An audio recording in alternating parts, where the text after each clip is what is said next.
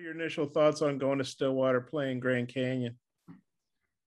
Well, Stillwater, haven't seen the facility since it's been completed, but it looks beautiful. So excited to see that and play there. And Grand Canyon, Coach Stankiewicz, good friend of mine, great coach.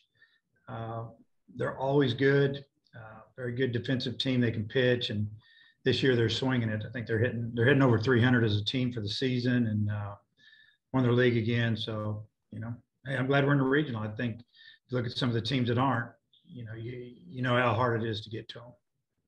And were you holding out like the minutest hope you guys might get a regional last night, or were you pretty resigned to the fact you wouldn't? And are you glad if you had to go on the road, you didn't get shipped out to Corvallis or Blacksburg or wherever? Yeah. So no, I didn't feel like we were going to host a regional.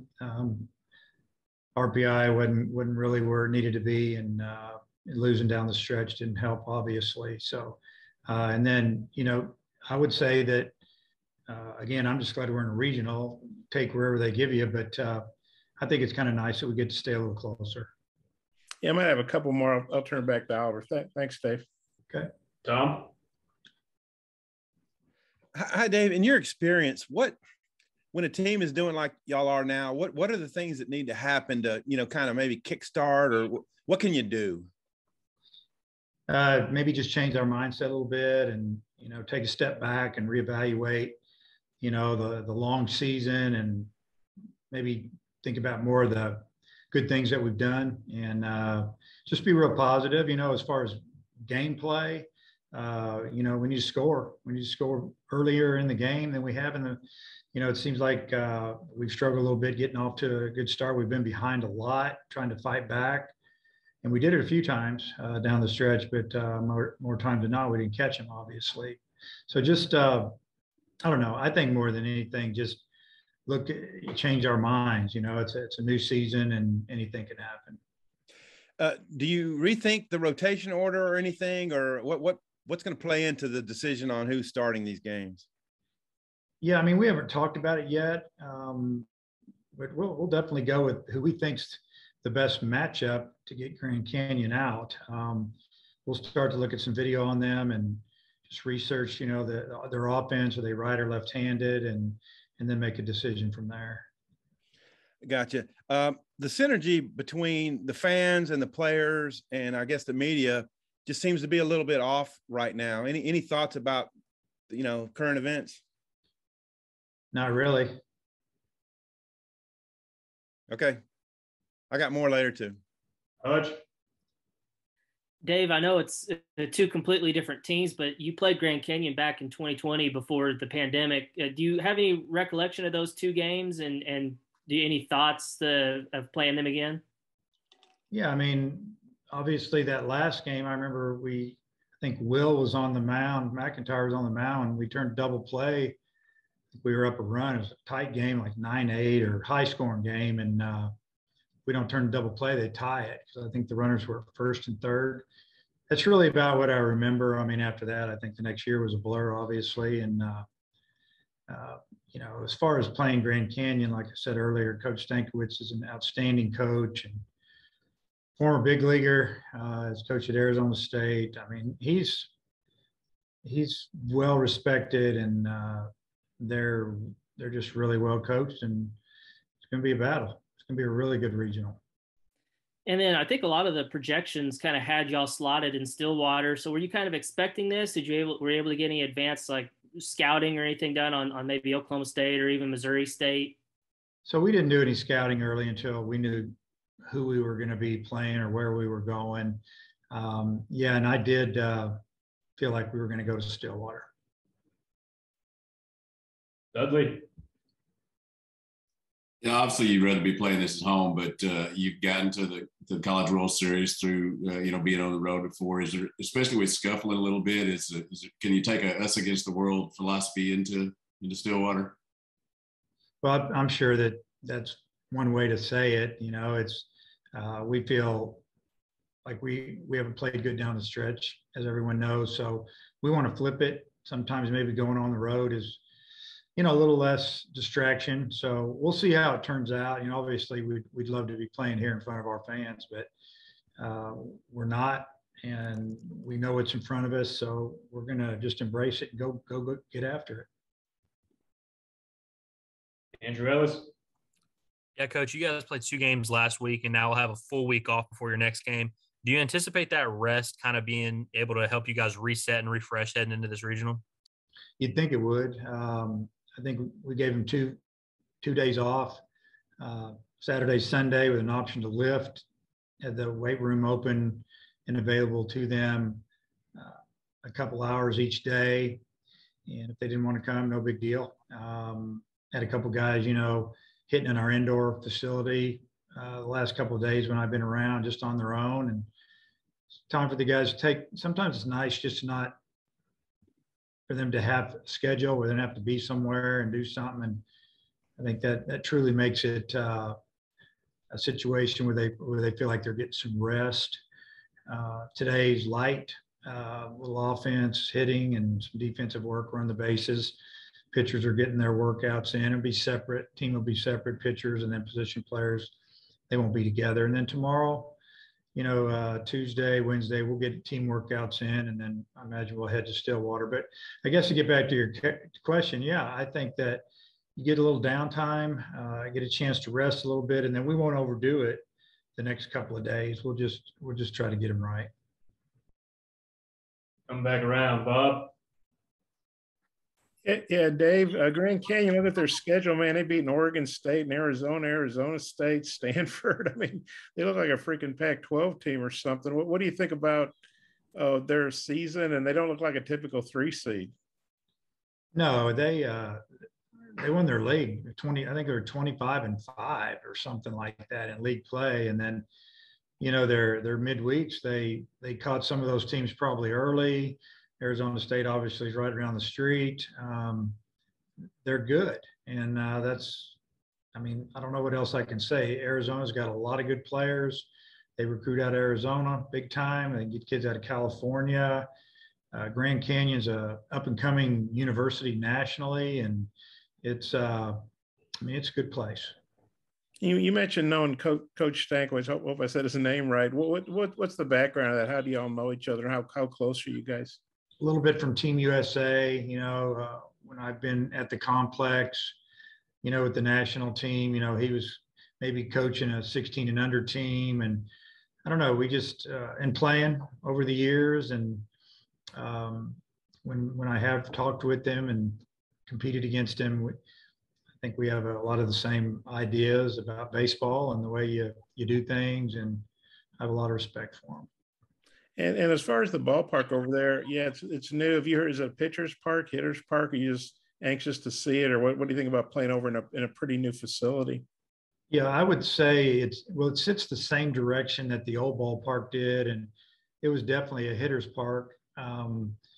It all has to do with the wind. So when the wind's out of the south, southeast, southwest, it's going to be blowing out somewhere, maybe even out of the west. So I would say on those days it's a hitter's park. On the other days it's plays pretty normal, or maybe more toward the pitcher's park. The way it works usually in this region, this area, with the way the wind blows. And then you're a guy, like I said, in 2015, you guys advanced out of Stillwater as a 2 seed and went to Omaha. In 2009, you guys lost your last 8 SEC games. You went to the World Series. So, I mean, you've had teams that had high expectations. You've had teams that maybe people weren't expecting a whole lot out of, or not expecting to get to Omaha anyway. And yet you've had success based on all that experience you've had being in these kind of situations. How do you think that plays into this? And sorry, that was such a long-winded question.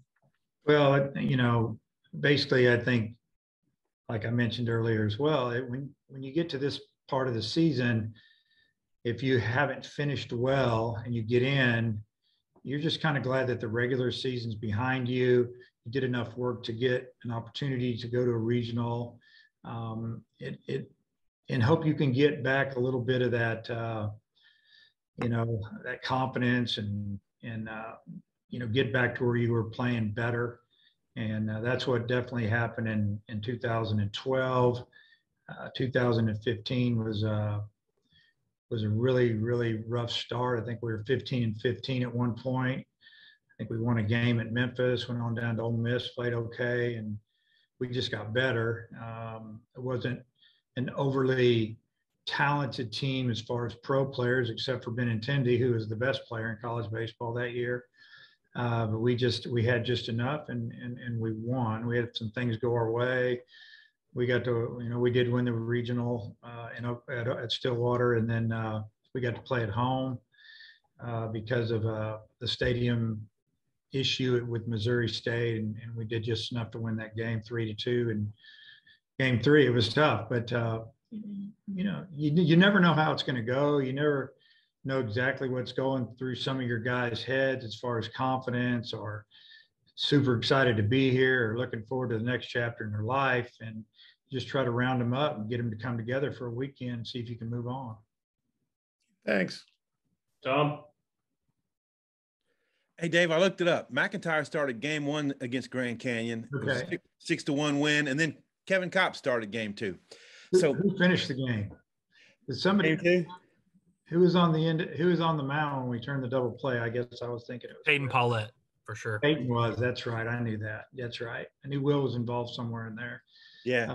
Yeah. I mean, it was a good 2-game series. We played really well, honestly, because we were scuffing along. I think we had lost 4 or 5 in a row when they came in, and I'm thinking, wow, these guys, this is no drop off here. And we won a couple of games, and I don't know, maybe we lost a few before that, but we got it going a little bit there. Yeah. So my question, McIntyre, what he did for you guys against Auburn in game 3 was a big deal. Him and Morris kind of both emerged around that time. What have they meant to you guys? They've been big.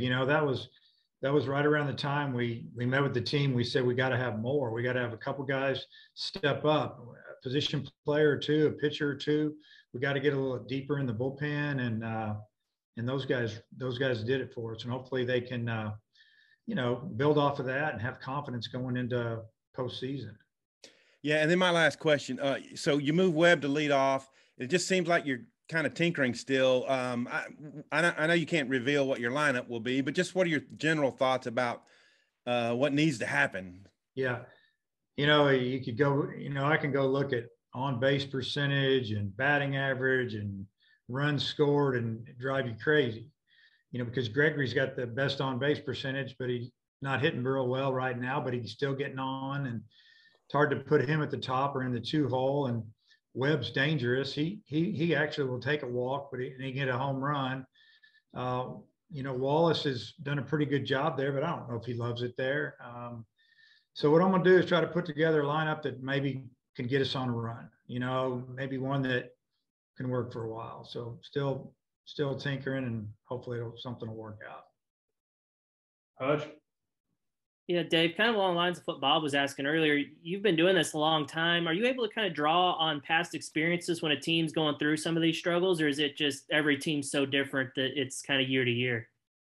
No, you look back at experience and compare this guy to that guy or this team to that team, and remember how you got out of it, or maybe something that didn't work. And we've been doing that a little bit.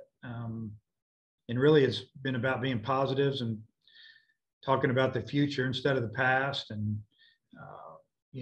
this team did that and this team did that, you go over things and you don't want to, I don't think these guys are smart. They know if we're trying to sandbag them a little bit, it's that time of year that we shouldn't have to motivate anybody. It's more about just getting ready for the game, them getting healthy, feeling good when they throw the first pitch. And then a couple of quick ones. I think Tiger, was not feeling well the other day. How's he feeling, and is he good to go for this weekend? Yeah, he's good. He threw a bullpen yesterday, and he was really good with it. Coach Hobbs said he threw extremely well. So I think he's 100%. He told me later, I said, what happened? And he just said, I think I might have got dehydrated. I said, you got to learn from that, because we're playing in the heat. You can't just start drinking water in the morning. You got to take care of that in advance. And it's something that we'll be discussing with our team again today and tomorrow, and really keeping an eye on them. And last thing I got, how are you doing? Are you back to 100% physically? I don't know about 100%, but because I'm not supposed to eat certain things, supposed to eat, things that are pretty bland and smooth, so to speak. I mean, it's been a strange situation. Still don't know what happened. I know that I was a few hours away from having surgery and getting another opinion, and they really never know what happened. They don't know if you have a parasite. They don't know if it's food poisoning, but I was just in some pretty good pain, and it was not getting any better. And to the point where you finally, when you start throwing up, when you're in a hotel room by yourself, you finally go, I think I better get some help here. Dudley. Who are your vocal leaders on the team, and have you seen them kind of stepping forward in these last few days? Yeah. The team's not real vocal. It's something we've talked about a lot, but we have a lot of really good people on this team, so to speak, as far as they'll lead, but they really want to lead by example. Don't have a lot of raw guys. It's kind of nice to have a guy that'll get with you every now and then and gets upset and can command that locker room a little bit. But we have a lot of leaders, but as far as the vocal one, honestly, I don't know if we really have one. All right, Bob, last one, close it out. Yeah, Dave, you really hadn't talked too much about Oklahoma State and Missouri State. Seems like you can't get away from Missouri State, but what do you think about Oklahoma State as a host team? Then did Missouri State show you something in favor that made you think, hey, these guys might win that Valley tournament and be a good team? Well, Oklahoma State, I've been keeping up with them. I'm friends with Rob Walton, their pitching coach, and we coached together one summer with Team USA, and really good coach, good guy. And I sent a text to him early this morning because I wasn't sure where we were going, and I just said, who else is coming to Stillwater besides us? And he goes, I haven't heard anything. And I was just playing with him a little bit, but they really pitch well. They've got 3 really good starters, got some big arms in the pen, swung the bat well. They've been steady all year. Everybody has a little ups and downs, and their league's extremely good this year with OU coming on. TCU won the league regular season, but didn't get to host because they didn't do well in the tournament, and they didn't have very good RPI. Texas is good, obviously. So, they're at the top of a real good league, playing a great ballpark. And then as far as Missouri State, I knew Missouri State had the conference tournament at their ballpark. So there's always that thought, and I didn't spend a lot of time with it, but I thought for sure they could win that tournament.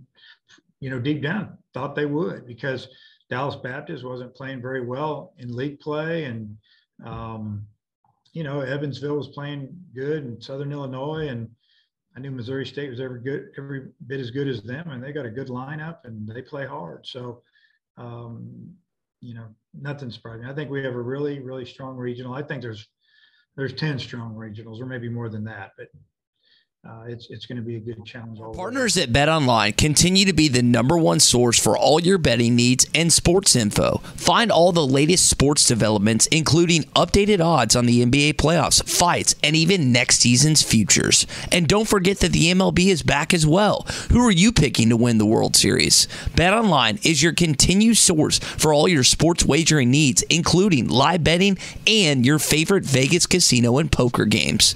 It's super easy to get started. So head to the website today or use your mobile device to join and use our promo code BELIEVE, that's BLEAV, to receive your 50% welcome bonus on your first deposit. Bet online, where the game starts.